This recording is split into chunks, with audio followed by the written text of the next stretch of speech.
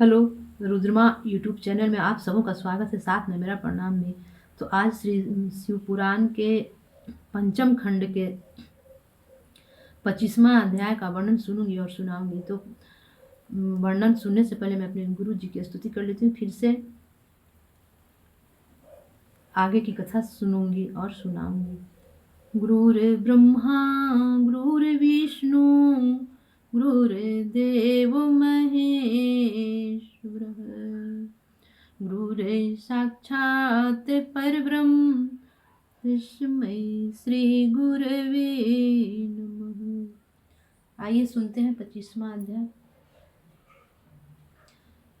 नारद जी बोले, हे ब्रह्मा जी, अब आप मुझे शिव जी की उन चरित्रों के विषय में बताइए जिसमें उन्होंने दैत्यों को नष्ट किया।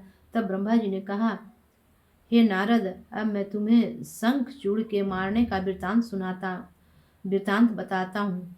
शिव जी ने जिस उपाय से शंखचूड़ को मारा, उसको सुनने से शिव भक्ति अधिक उत्पन्न होती है। सबसे पहले मेरे पुत्र मरीचि से कश्यप उत्पन्न हुआ। उसको मेरे पुत्र दक्ष प्रजापति ने अपनी 13 पुत्रियां ब्याह दी, जिससे बहुत सी संतानें उत्पन्न हुई। मैं तुम्हारे समक्ष उनमें से केवल एक मनुष्य का इतिहास सुनाता हूँ, जो भक्ति की वृद्धि करता है तथा इच्छित फल को देने वाला है। कश्यप की स्त्री अत्यंत सुंदर एवं पतिव्रता थी।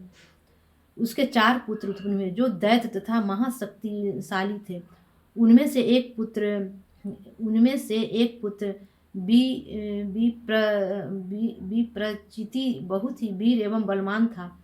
उसका एक पुत्र दंभ था, जो विष्णु जी का परम भक्त एवं सेवक था। उसके कोई पुत्र उत्पन्न न होने से वह अपने बड़ों की इच्छा एवं विष्णु जी की आज्ञा अनुसार पुष्कर में तप करने चला गया तथा 1,00,000 वर्षों तक इस हेतु कठिन तपस्या करता रहा, जिससे उसके कोई पुत्र उत्पन्न हो।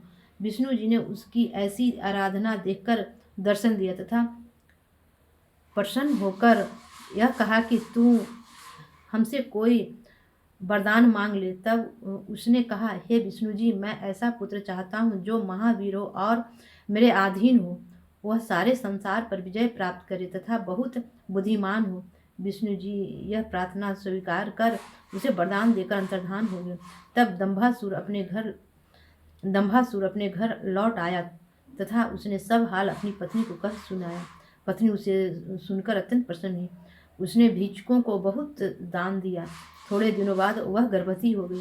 हे नारद, सुदामा नामक कृष्ण जी का एक भक्त जो राधा जी के साप से वैकुंठ अर्थात गोलोक में था, उसके गर्भ में आया। जब 9-10 महीने व्यतीत हुए, तब शुभ दिन एवं शुभ नक्षत्र में उसका जन्म हुआ। उस समय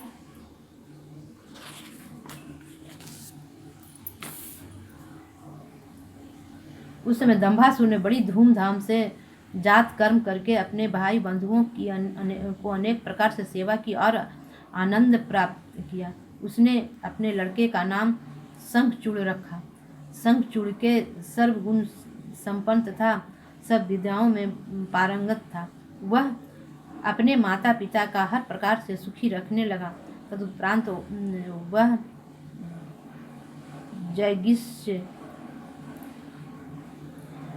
जैगिष्य से उपदेश लेकर तपस्या करने वन में गया तथा मेरे पाठ पूजन में ऐसा लीन रहा कि उसे देखकर मुझे बहुत प्रसन्नता हुई।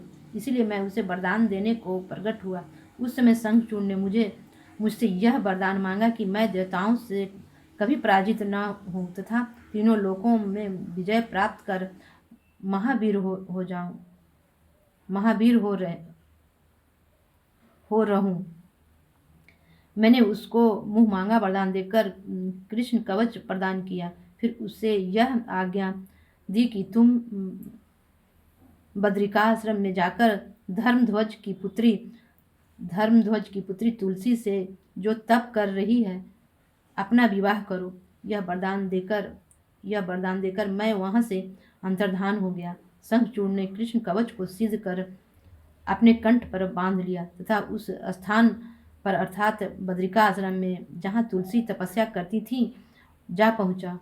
वह तुलसी की सुंदरता को देखकर मोहित हो गया तथा उससे बोला, हे सुंदरी, तुम कौन हो? तुम किसकी कन्या हो और किस लिए ऐसा तप कर रही हो? मैं तुम्हारा सेवक हूँ, इसलिए मुझसे सब बातें करो। यह सुनकर तुलसी ने कहा, मैं धर्मध्वज की पुत्री हूँ तथा तप करने के लिए यहाँ बैठी हूँ। तुम इस प्रकार मेरी परीक्षा लेने वाले कौन हो? यह सुनकर शंखचूड़ ने कहा, हे सुंदरी, संसार में दो प्रकार के स्त्री पुरुष होते हैं, एक तो बुरे तथा कामी, दूसरे भले और तपस्वी। मैं कामी और पापी नहीं हूँ, उसी प्रकार तुम भी इनसे रहित हो। मुझे यहाँ ब्रह्मा जी ने भेजा है। मैं तुम्हारे साथ गंधर्व विवाह करूंगा। मेरा नाम शंखचूड़ है। मैं तीनों लोकों पर विजय प्राप्त करने वाला तथा दंभासुर का पुत्र हूँ। हे नारद, शंखचूड़ के ऐसे वचन सुनकर तुलसी ने कहा, तुम बहुत भले एवं लोभ तथा काम से रहित हो। जो मनुष्य स्त्री के अधीन नहीं, वह बहुत भाग्यवान है, परंतु जो मनुष्य स्त्री के वश में है, उससे बढ़कर संसार में कोई बुरा नहीं है। समस्त देवता, मुनि एवं पितर आदि स्त्री से घृणा करते हैं। स्त्रियों द्वारा दिए हुए पिंड पितरों को नहीं पहुँचते तथा उनके चढ़ाए हुए पुष्प देवता आदि स्वीकार नहीं करते। जिसका हृदय स्त्री के अधीन है, उसका पूजा पाठ सब कुछ मिथ्या है और उसका जन्म भी मिथ्या है।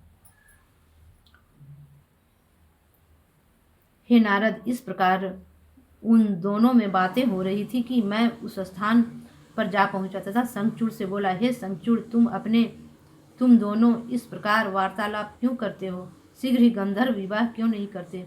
तुम दोनों एक ही वर्ण के हो।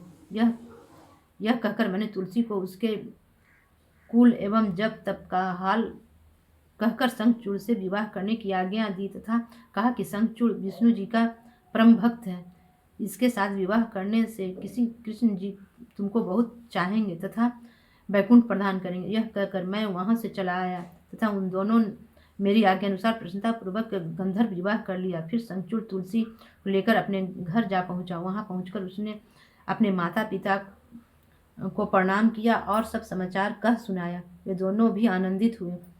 पश्चात दंभासुर शंखचूड़ को राज्य काज सौंपकर स्वयं तप करने चला गया। आज की वाणी मैं अपने शिव गुरु के चरणों में विराम देती हूँ। फिर से अगले पाठ अगले एपिसोड में।